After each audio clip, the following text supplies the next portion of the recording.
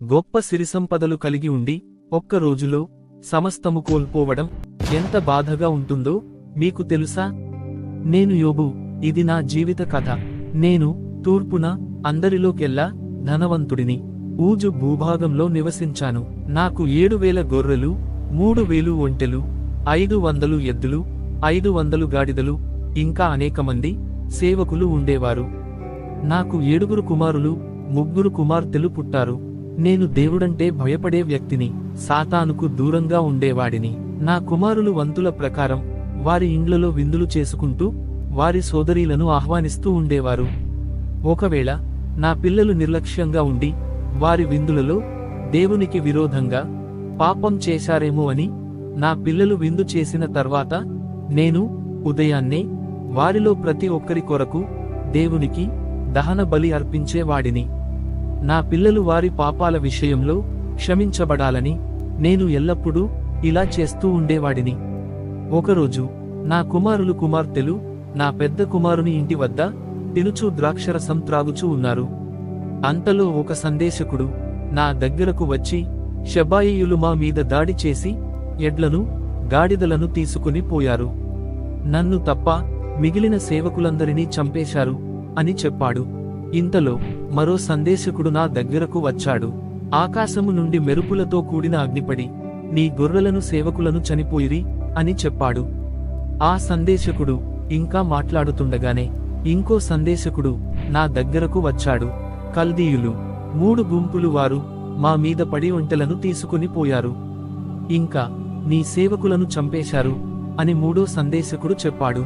ఈలోగా మరో సందేశకుడు నా యొద్దకు వచ్చి, నీ పెద్ద కొడుకు ఇంటి దగ్గర నీ కుమారులు కుమార్తెలు భోజనం చేస్తూ ద్రాక్షరసం త్రాగుచుండగా ఆకస్మాత్తుగా ఒక బలమైన గాలి వీచి ఇంటిని పడగొట్టగానే నీ కుమారులు కుమార్తెలు మరణించారు అని నాలుగో సందేశకుడు చెప్పాడు.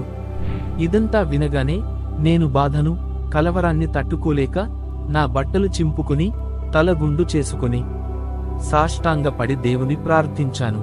నేను నా తల్లి గర్భంలో నుండి దిగంబరినై వచ్చితిని, దిగంబరినై అక్కడికి తిరిగి వెళ్ళెదను. యెహోవా ఇచ్చెను, యెహోవా తీసుకుని పోయెను. యెహోవాకు స్తుతి కలుగును గాక. నా భార్య నాతో అన్నది, ఇంకా నీవు యథార్థతను వదలకయుందువా? దేవుని దూషించి మరణము కమ్మనెను. నేను నా భార్యతో, మూర్ఖురాలు మాట్లాడినట్లు నీవు మాటలాడుచున్నావు. మనము దేవుని వలన మేలు అనుభవించుదుమా, కీడును మనము అనుభవింప తగదా అన్నాను. ఇవన్నీ జరిగిన కూడా నేను దేవునికి విరుద్ధంగా మాట్లాడి ఏ పాపము చేయలేదు. ఎలీఫాజు, బిల్దదు, జోఫర్ అను నా 3 స్నేహితులు నన్ను చూడటానికి వచ్చారు. వారు వచ్చి దూరముగా నిలబడి కన్నులెత్తి చూచినప్పుడు నన్ను పోల్చలేక తమ వస్త్రములను చింపుకొని ఆకాశము తట్టు తలలు ఎత్తి మీద ధూళి చల్లుకొని ఎలుగెత్తి ఏడ్చారు. తరువాత నా 3 స్నేహితులు నాతో పాటు 7 రాత్రులు 7 పగళ్లు నేలమీద కూర్చున్నారు. నా శ్రమలు చూసి వారి నోటి నుండి ఒక్క మాటైనను రాలేదు. 7 దినములు మౌనంగా సానుభూతి చూపారు. నాకు ఓపిక నశించింది. నా ఫిర్యాదులు స్నేహితులకు వినిపించాను. నా పుట్టిన దినమును నేను శపించుకున్నాను.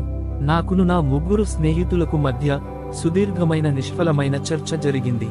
నా వ్యక్తిగత పాపము మూలంగానే ఈ బాధలు కలిగాయని నా స్నేహితులు వాదించారు. నేను నా నిర్దోషత్వాన్ని నా స్నేహితులకు చాలా బలంగా వినిపించాను. నేను పొందుకున్న కష్టాలు సమస్యలు ఏమిటి? అవి భౌతికమైనవి.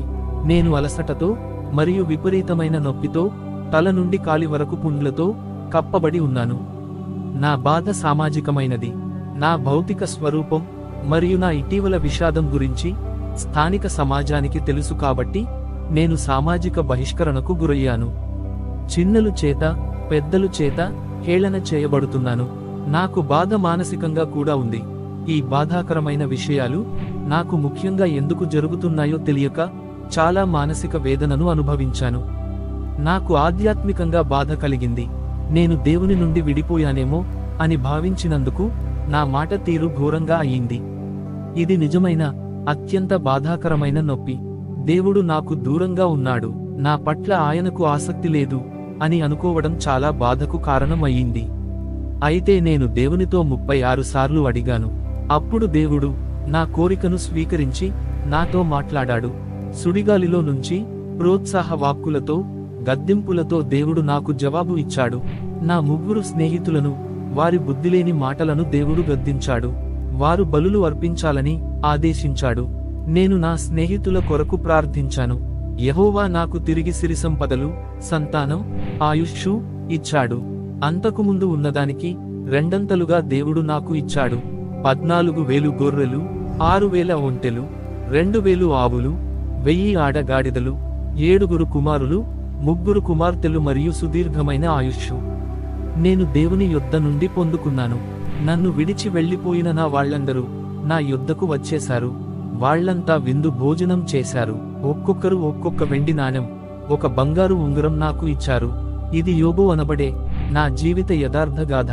మీరు, నేను నమ్ముకున్న యెహోవాని, ఆయన కుమారుడైన క్రీస్తుని నమ్ముకోవాలని ఆశపడుతున్నాను.